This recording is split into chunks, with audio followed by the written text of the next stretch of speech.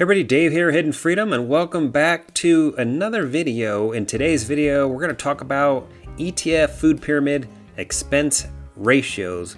So we're going to talk about expense ratios in this video, and I'm going to expand on the popular ETF food pyramid video. So we'll kind of expand on that a bit, and I have a couple other ideas. In today's video, we're talking about all about expense ratios, and I know that some people are big sticklers with expense ratios, and other people don't really care.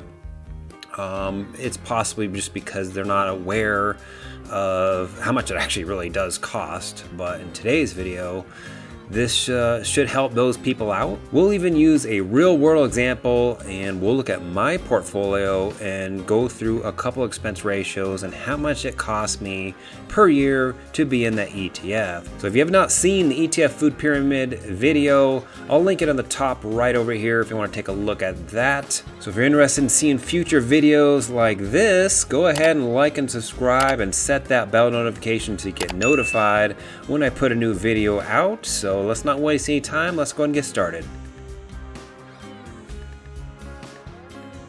M1 is still doing an amazing deal where you'll get $50 if you sign up through my link, and all you got to do is deposit $100.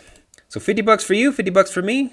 Link is in the first pinned comment if you want to open an M1 finance account. Here is our blank ETF food pyramid, and I know some of the lines are a little crooked and stuff because that's what happens when you free draw something. So we got expense ratios up there today. All right, now we have the bottom line filled in here, and basically this is the exact same tickers that was in the ETF food pyramid, but we have the expense ratios in there. So we got some very popular ETFs down at the bottom, including some mutual funds. And these are basically either our total stock market or S&P 500. We got some Vanguard down there. We got Fidelity. We got some iShares down there as well. And look at that, VTI 0.03. We got VOO 0.03. We got VTSAX, which is the Admiral shares. And 0.04, we got ITOT, which is S&P 500, 0.03. We got FXAIX, which is a Fidelity, 0.015.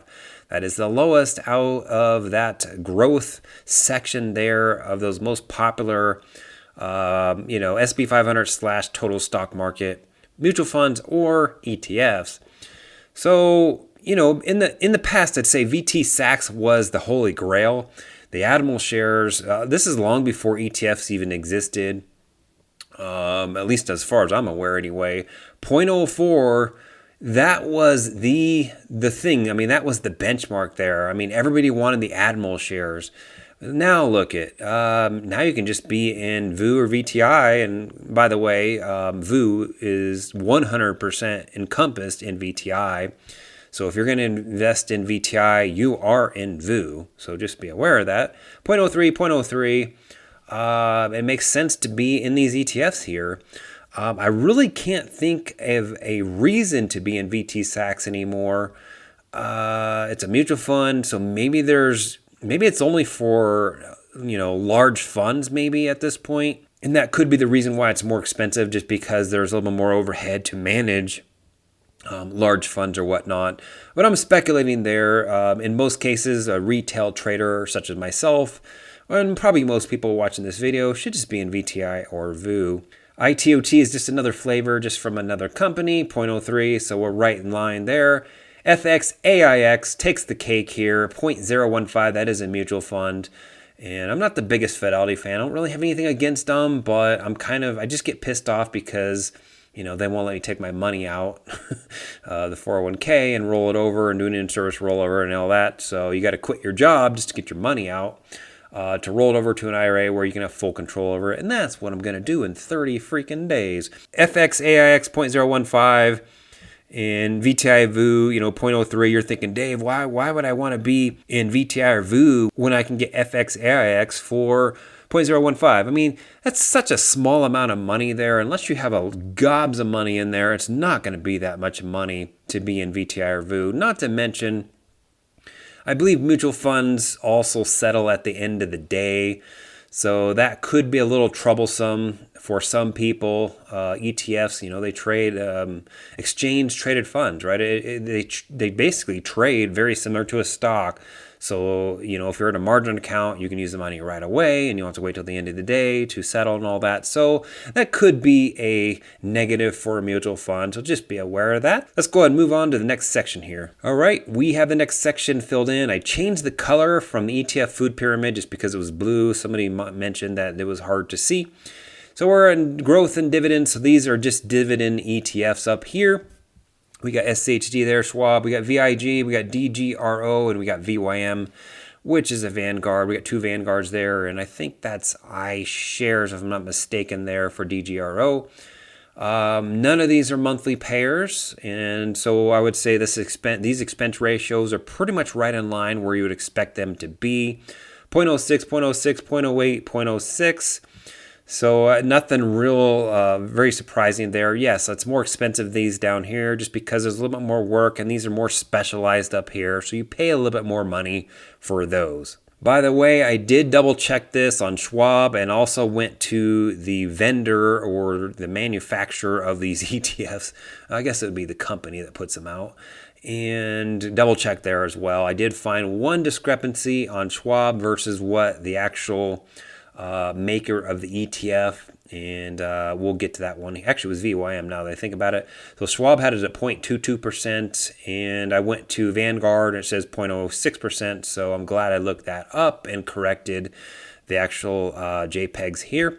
And so that just tells you, you can't just trust, your broker, I guess, at this point. You should always double check. And I would always say, go to the people that put out the ETF or mutual fund and look there. We have the third pillar set in stone here. So we got growth, income, and dividends. And I made a video specifically talking about King. And I made a video specifically comparing DIVO against King. So if you want to take a look at those videos, I'll link one of those videos in the top right over here, and then you can just kind of search for the other one if you want. I think what I'll do is I'll just link the DIVO versus the King on the top right over there. So we're getting more expensive here. 0.55% for DIVO. We got 0.75 for King. And, what you got to understand here is DIVO is a monthly payer, and you're going to pay a little bit more money for that. It is also a managed ETF, so guess what? You're going to pay for that as well, and that's the reason why it's 0.55%. Now, when I did a video on King, specifically just on King, I talked about the 0.75 and thought that was too expensive for the yield that you're getting out of it. Now, it is a managed ETF. It's a Dividend Aristocrat ETF. It is managed, but still 0.75 is a little too expensive for what you're getting out of King. Even though they're doing, options and all that in the background, it's not a monthly payer. So if it was a monthly payer, and I'd say the yield should be a little bit higher. Well, I take that back. If it was a monthly payer, I think the 0.75 would probably be okay. But in order for me to get in it, I'd still want a little bit higher yield, I think, out of that. I think it should be upwards of about 4%, and it's not, I think it's lower 3s. So that's not much higher than SCHD at this point. Moving on up here, let's see, we got hedge, income, and growth. So we got NUSI and JEPI there. So we got NUSI at 0.68%. That's pretty darn high, and it is a managed ETF. They're doing they're doing a collared strategy, so it's got some protective put there. I know a lot of people are a little frustrated with NUSI, and I made a video on talking about why I reduced my NUSI. If you want to take a look at that video, you can take a look on the top right over here, and it talks about why I reduced my target for NUSI from 200,000, and right now it's at 50,000. So 0.68 for what you're getting out of NUSI, I'd say 0.68 is acceptable. JEPI is by far probably my top favorite ETF. And yes, I mean, it has lower volatility stocks in there. They're running the ELNs in the background, S&P 500 type stocks, pays monthly. It's got a high yield. It's got some growth in it. And it's a 0.35. I mean, you cannot go wrong with that. By far, JEPI is one of my number one favorite ETFs, and that's the reason why it's a large position in my portfolio, which we'll look at here in a second. And then finally, we got income ETFs up here. No surprise, we got QYLD, RYLD, XYLD, 0.60 for those. And now those are not really managed ETFs. They're rules-based, kind of passively managed. They are monthly payers, by the way. I would say that 0.60 for those is acceptable as well, so no real complaint there for what you're getting out of it. 12% out of this, and roughly I think 9% out of XYLD, and I think I haven't looked at RYLD. It's probably upwards of about 11 or somewhere around there is my guess. So I'm just kind of speculating a little bit on what RYLD is. I haven't looked at it in a while. I am in RYLD in my M1 account, but I did sell out of XYLD and QYLD in my main portfolio because I don't really need those. So 0.60, no complaints there. Just know why you invest in one of these pillars versus another. And we talked about that in the ETF food pyramid video. So I'm not going to go and hound it in this video. We'll go through a couple examples right here. And the first example we'll go through JEPI at 0.35. And then we'll compare DIVO at 0.55 just to give you an idea, because those are the two largest positions in my portfolio. So we'll compare the dollar amount for JEPI at 0.35 and DIVO at 0.55. We're looking at my dividend portfolio here, and look at that, 30 days left. 30 days left until I quit my job. Today is the 30-day mark. Coming fast. All right, let's go to the dividend portfolio here and scroll down, and here we go. So here is JEPI right here, $253,000 in JEPI. So let's go ahead and run a calculator here. So we have a calculator up. We'll probably zoom in on that just because. So we got $253,000, and we're going to times that by, let's see, 0.35, 0.35%. So we got the annual expense ratio there, $885. You're thinking, Dave, that is expensive. Oh my gosh, $885. Well, there you go. Look at that though. I'm getting $19,000 of income out of JEPI.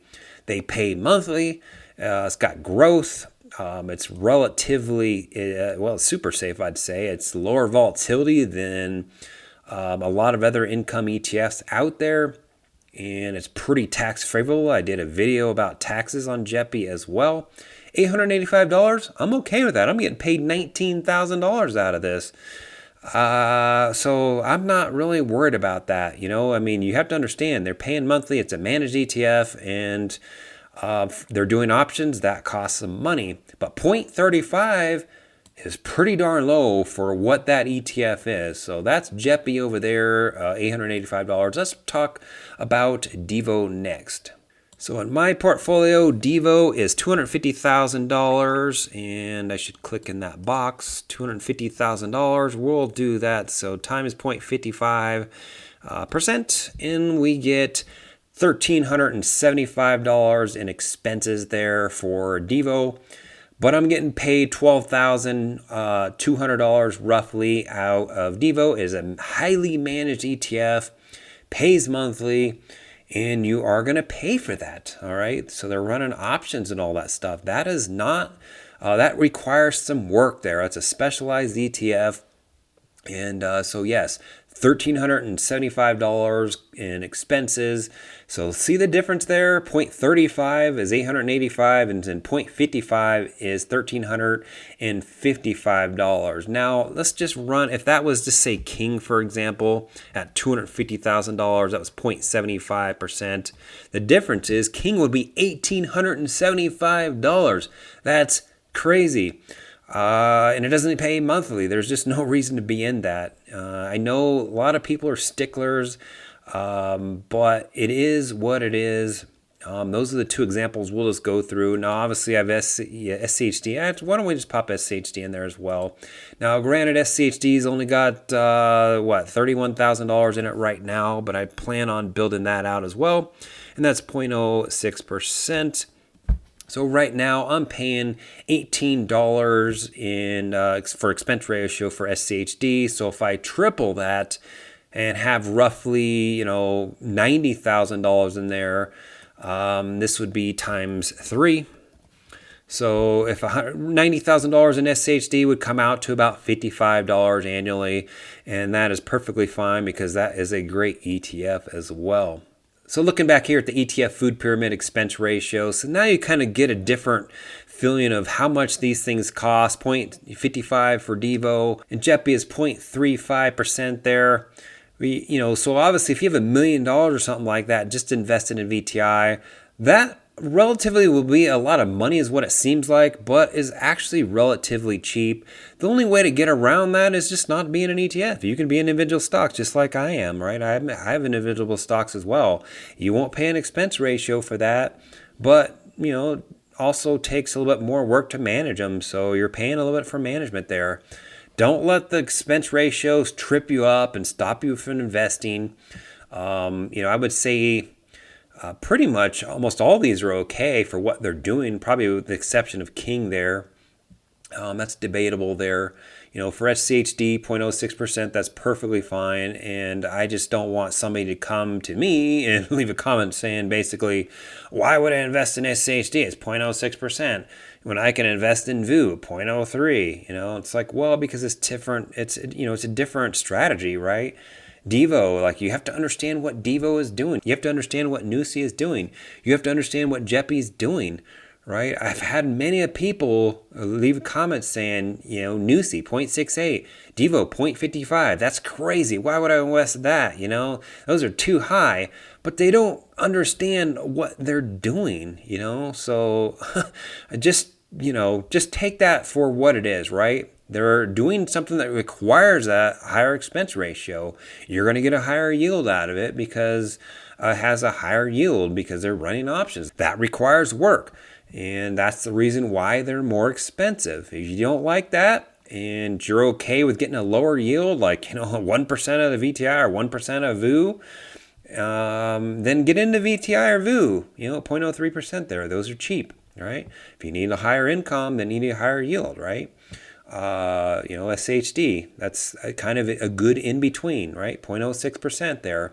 They're not running any options. None of these run options here. None of them paid monthly. So you got to understand, this is just not set arbitrary at 0.55, right? This is not set arbitrary at 0.35. This is not set arbitrary at 0.68.